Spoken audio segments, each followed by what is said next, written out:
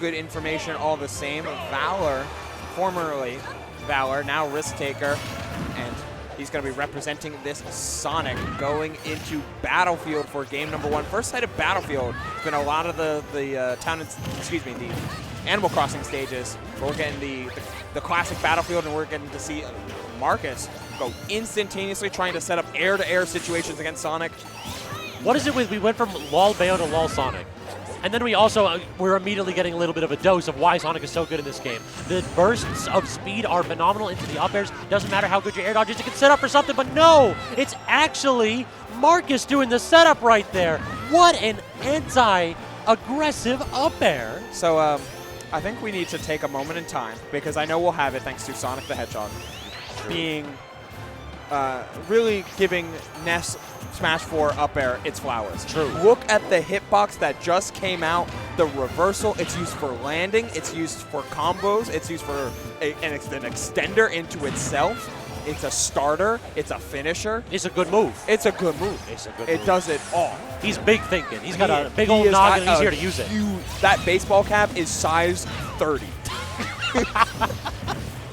You got to go get it. That's what's custom ordered. Yeah, ordering that off of Etsy. This Yankee is custom made. All right, gets the down throw into a tech situation. Does get the tech read in, but actually couldn't react fast enough. So RiskTKR in a bit of an awkward spot right here at 130. This is kind of where Sonic seems to struggle. Yes, falling behind the 8-ball is not something Sonic has comfortable with. He does not have the same level of flexibility in his off-stage game. It's kind of just back air and pray. He's much better at playing the hit-and-run game, not try to approach you and initiate. Who'd have thought that this godless character doesn't do well when he has to pray? Yeah. Sonic is a character that just absolutely will time you out, will play defensively, can play the clock, and can play the spacing patient game. But as we're seeing right here, Marcus is able to pick his spots so well and put out a bevy of aggressive hitboxes, setting up for that pivot grab. That was a beautiful look at counterplay, especially to so much of what Sonic can seemingly get away with for free, like aerial spin dashes, allowing him to get to the ground immediately. Well, Marcus had a PK Thunder for that. Yep. So, you can't get away with those, then you might have the spin shot. But if you're spin shotting, then you're putting yourself above Marcus, and he's got an up air for that. Yep. So, are you going to go to ledge? Well, then you might leave yourself open to things like pivot grab. That could delete your stock at seemingly 80 or sub 100 for sure, thanks to the power of Ness's back throw. Just absolute distilling of what Marcus can do at any given moment and turning it into advantage. You're seeing the whole character. He is out here with every single button that Ness can toss out, ready to make sure that RiskTKR respects them. Yeah, you're not allowed to take risk, especially as Sonic in this game. Actually true. You have to play the long game, but that perfect shield came in so clutch on the forward smash there for Marcus. Gets a full combo out of it after 3 forward airs.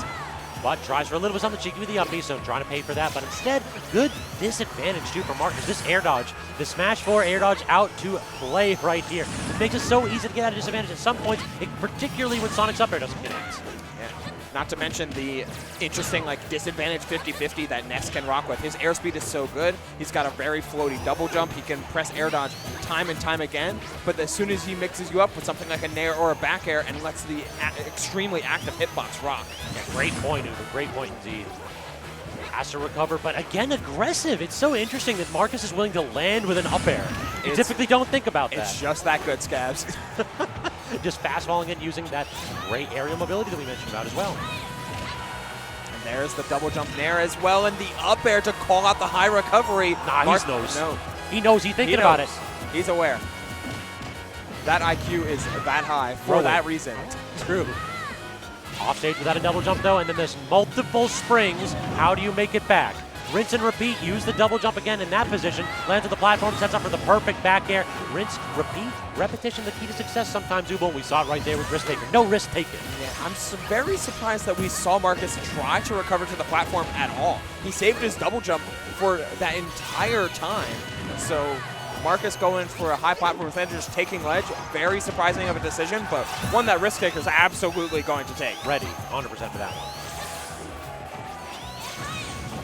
Oh, the PK Fire ignited on the spin dash. That's a huge interaction to keep in mind because of the way that spin dash interacts with most things, being able to pass right through them, but not in that case. I do love the walks that Marcus does. Occasionally he'll just walk back a couple steps and then do a dash grab towards you. And 2 or 3 times now he's caught RiskTKR with that. You don't expect Ness to have a ton of burst options, but this dash grab has been the X factor that he needs. Talk about the X factor. Ignore the grab. Go for that PK Thunder 2. Yeah, rocketing straight into a 2-0 lead here. And this just feels like a classic, especially with no directional air dodge. You just kind of have to hold that 50-50.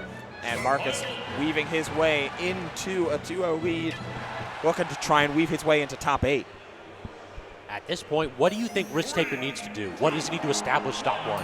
At this point, you're trying to play extremely, extremely grounded. It's like, all right, at these percentages, yes, getting hit by a Ness down throw does suck, but it's 40%, something that Sonic can do with decent consistency as well.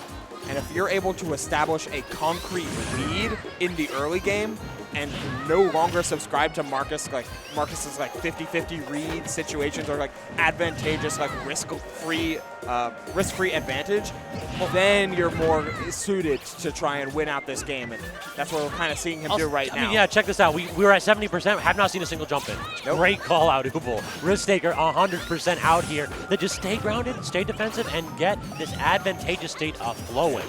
Yeah, Sonic might be a reckless character in personality, but you're not trying to put yourself in any sort of danger. You're trying to use that speed to run away, trying to block the PK rocket, but it still has the distance. It does Marcus.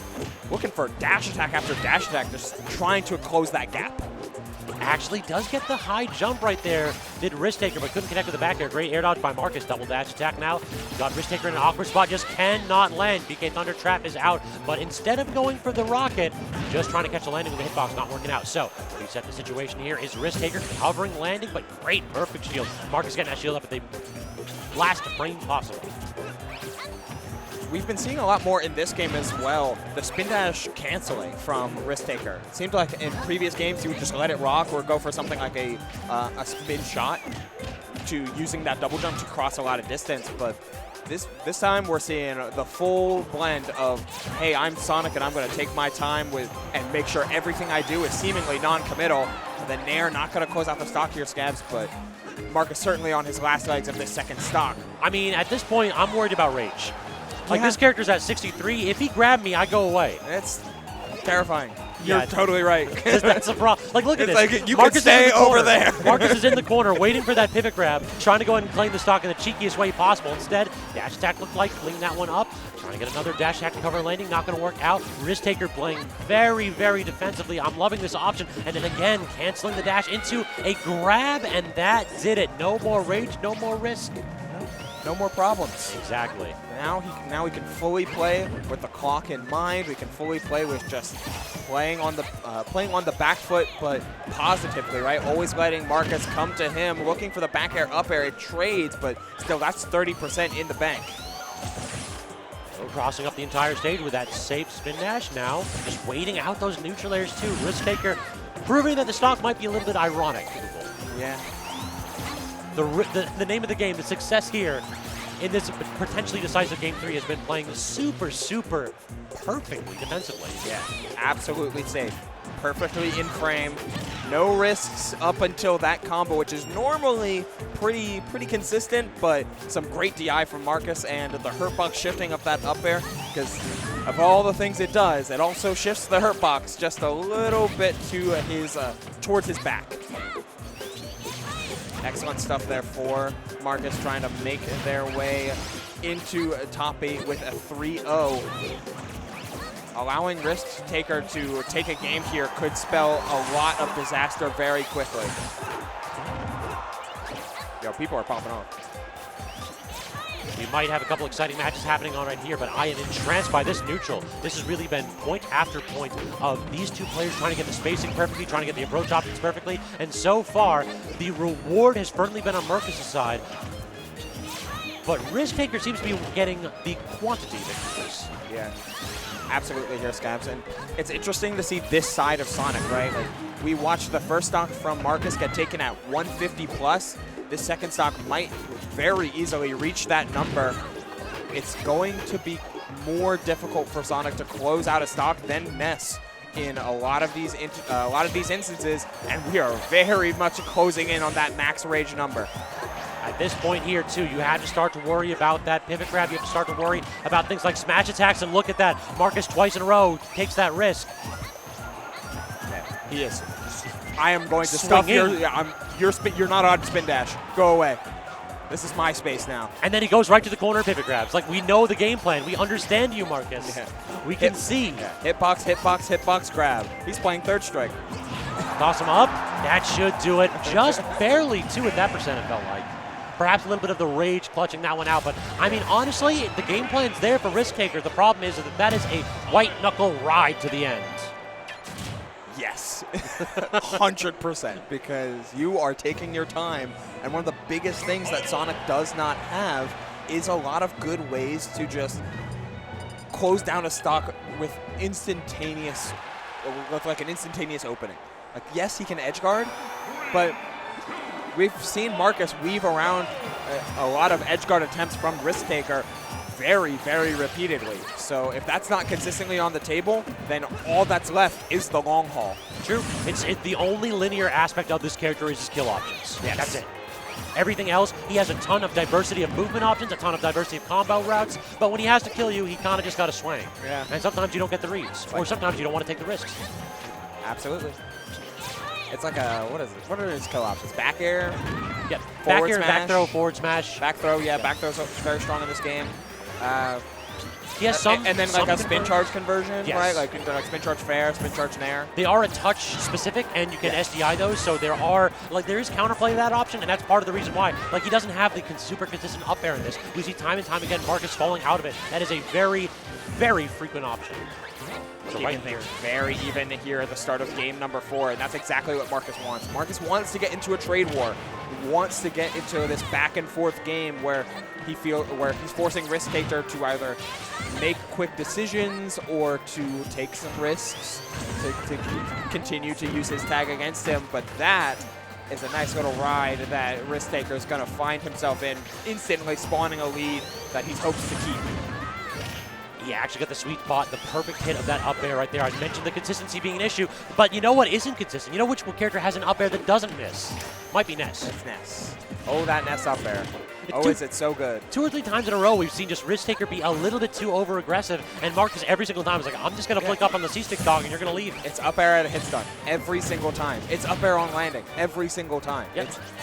It's a mixture of perfect safety and then a surprise change-up that Marcus will throw at RiskTKR in the waning moments. Like some of these dash attacks, despite how disjointed they are, very laggy, but then he'll pivot that up with a pivot grab and try to really transform the game and make RiskTKR as uncomfortable as possible. Speaking of uncomfortable, it does feel as though RiskTKR is having a hell of a time at finding an approach option. This rising neutral air is just so frustrating. You want to spin dash it, you want to challenge it, but it's a little bit more disjointed than you think, and good God are the rewards there if Marcus manages to land that. Hitbox is just so big. Ness has never had a problem with hitbox size. It was always just his floatiness getting him into really bad situations. But Sonic doesn't have the same juggle game that a character like Rosalina or Cloud does. True. So Marcus doesn't feel really at worry to take some risks. Look at that. Again, we see the up air come out, bailing Marcus out of these disadvantageous situations. RiskTKR tried to get something fancy with the air dodge catch, got the air dodge catch, but couldn't confirm. Drop shield at the very last moment of the final hit of dash shot connects. Looking for back air, looking for the forward air to catch. This is Sonic without a jump. Tries for the down smash 2', but does not find it. So, and thus, we go back to neutral. We go back to neutral air too if you're on Marcus's end, trying to stop it, but unsuccessfully. Are we going to intercept the edge guard? No, we are not. Just allow him to double jump and land back to center stage. RiskTKR unable to even land an up air in that situation. No advantage state whatsoever for the Sonic player currently. Marcus playing so close to the chest, but there's the up air. Looking, any one of these stray hits could seal it. Another up air, but RiskTKR choosing to take the full hit of the PK fire, and Marcus was not expecting him to, anticipating a jump out. Oh, we were waiting for the roll. It was such a perfect setup for Marcus. Short hopping 2 or 3 times in a row. You can call out the jump in with a back air. You can call out the roll with a grab. That was entirely set up a checkmate situation unless we saw that Sonic main throw out an aggressive hitbox.